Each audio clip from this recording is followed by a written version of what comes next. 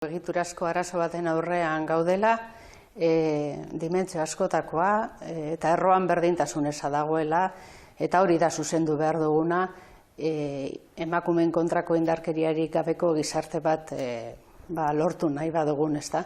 Eta horrezegatik hain zaila da nahi ditugun eraldaketak sortzea, ematea, gauza hauek, balioak, aldatzea guztiz zaila dalako, baina nik balioan jarriko nuke azkenengo urteetan egon den aldaketa pertzepzioaren aldetik, ez?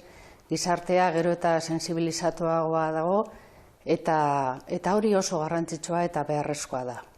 Ulertu behar dugu, danok egin dezakegula zerbait, esango nuke asko, bakoitza gure erabaki eremuan, berdintasunan oinarritutako gizarte bat eraikitzeko, eta bereziki eta gaurko egun berezi honetan, naiz eta jarrerak eta ekintzak egunero gauzatu behar diren, baina gaurko egun berezi honetan nik uste dut biktimak diren emakumeak, edo egoera hauetatik irten nahi duten emakumeak sentitu behar dutena dela gizarte osoaren babesa. Erakundeena, baina esan dodan bezala gizartea osatzen dugun pertsona guztiena.